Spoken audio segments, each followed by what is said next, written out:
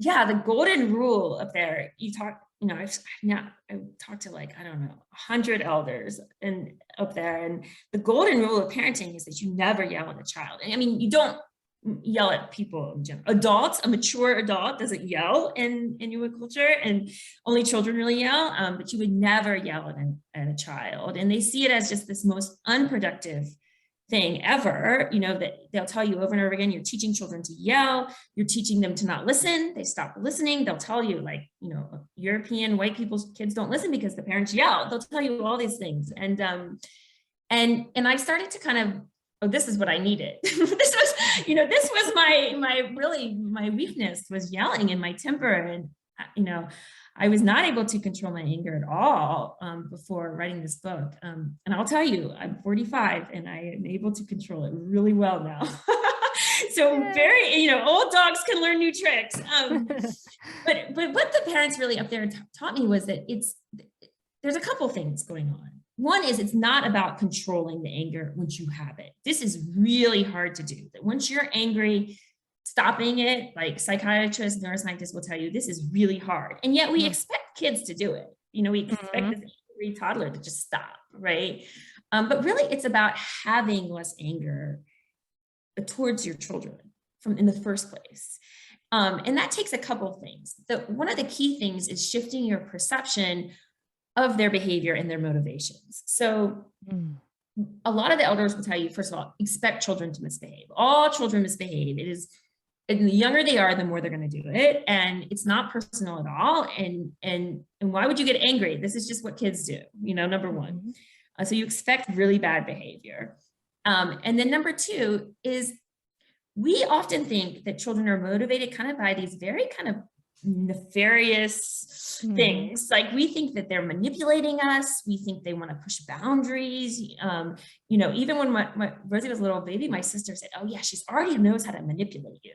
And I was like, oh yeah, she knows how to, she was like 6 months old or something, right? This is what we think. And I actually said this to one of the moms in Nunavut in the Arctic, and she just laughed at me. She was like, she's not pushing your buttons. She's 2 years old. Like, she doesn't know how to do that. And there's no data supporting this. This is a complete myth. These pushing buttons, manipulating, testing boundaries, complete myth, cultural myth that we've created. But what it does is it makes us angry at them, right? I don't want my buttons pushed. I don't want to be manipulated. It makes me on the defense and it makes me mad. So in many cultures, parents actually see children as these irrational, illogical creatures that don't have reason or understanding, but their motivations are good. They want to help. They want to be kind. And there's actually good data to support that little kids want to help. And that's actually probably closer to the truth than what we think. They just don't know how yet. And they're really clumsy and really terrible, and they don't have control of their emotions. And so it's your job to show them, right? That like if they're upset and angry and hitting you, there's a part in this book, Never in Anger by Jean Briggs, which I cite a lot. She's up in the Arctic and the mom is getting hit in the face with spoons by this like 3-year-old. And the mom is not even like perturbed by it at all. And she's just like, the child has no understanding. She has no reason. And that's all she says.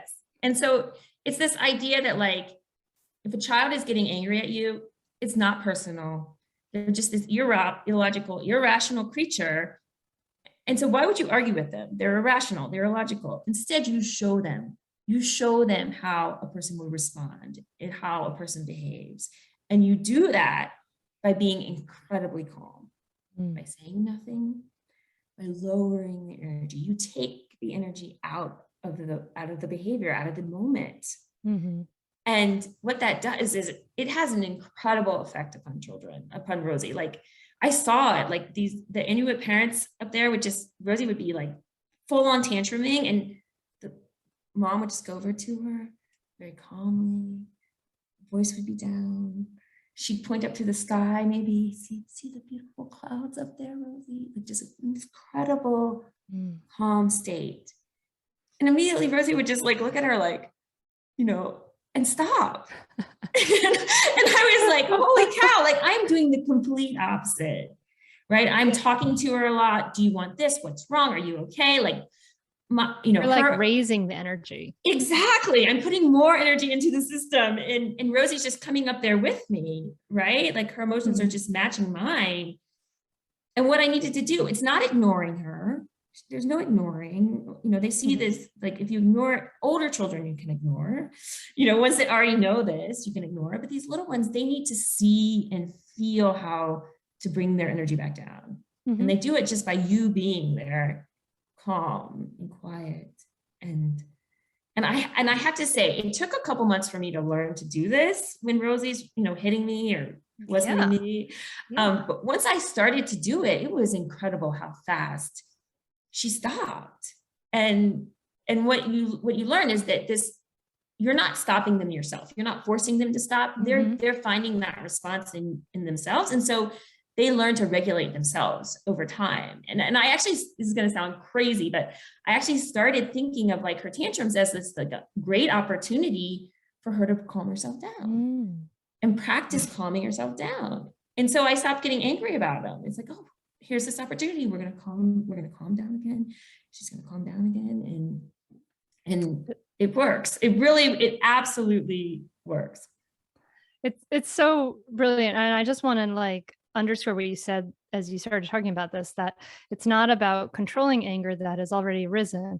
It's about having less anger to begin with. And I think that this key, that's a key, is that mindset of, like I can imagine, we assume nefarious intention, like we assume bad intention, and that's just the way, that's just our cultural soup, right? That we just assume bad intention. And to have a completely different assumption about kids is going to take some practice and training, but like to have a completely different assumption of your, not really capable, you're a little cray cray, you're learning, your brain's not fully developed, right?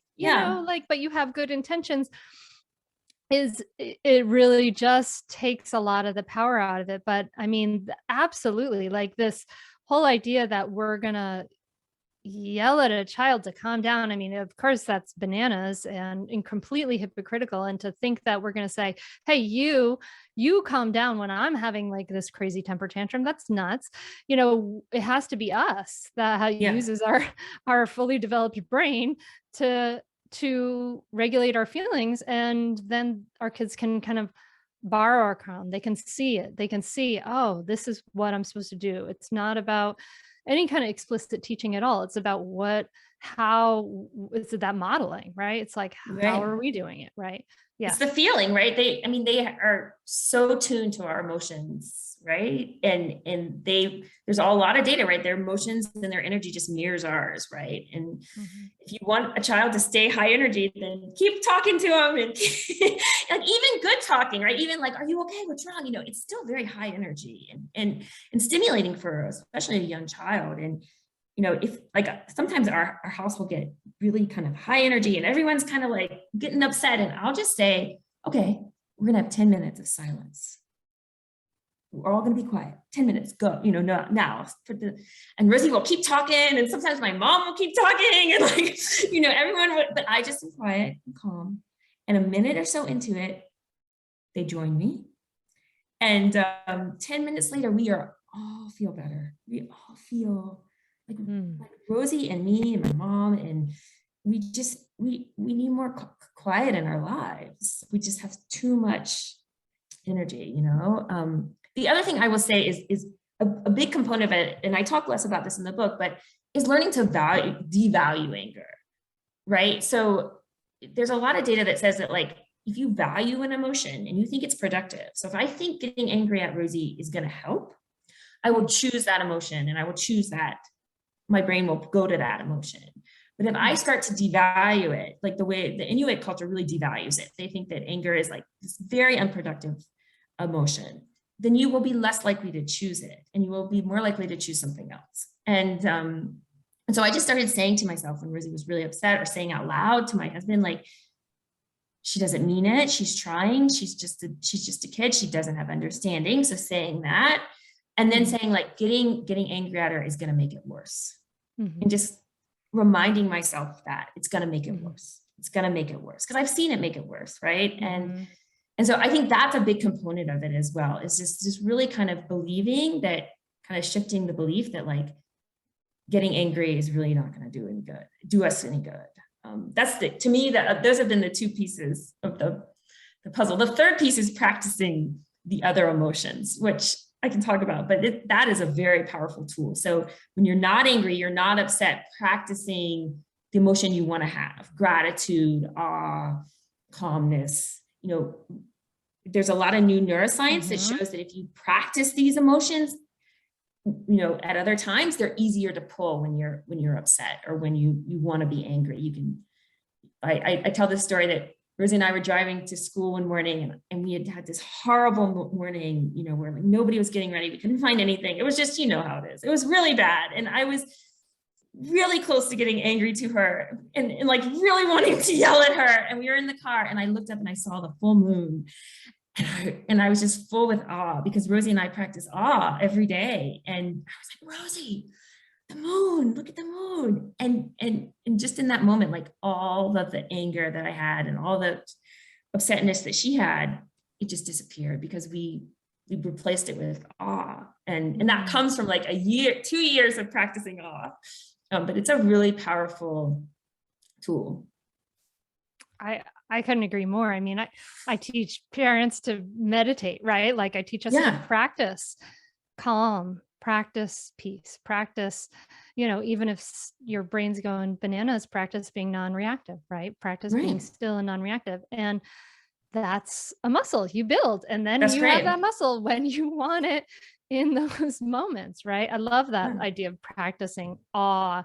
My daughter the other day, she was like, look at that forsythia. It's so beautiful. And I had just been kind of in my head, and I was like, yes, like, I love that, like, you're seeing this beautiful forsythia. Like, that's amazing. Catch new episodes of the Mindful Mama podcast and other free resources, including the Mindful Mom Guide at mindfulmamamentor.com.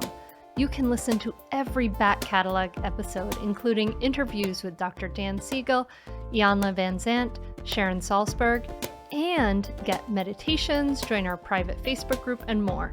Go to mindfulmamamentor.com now. I'll see you there.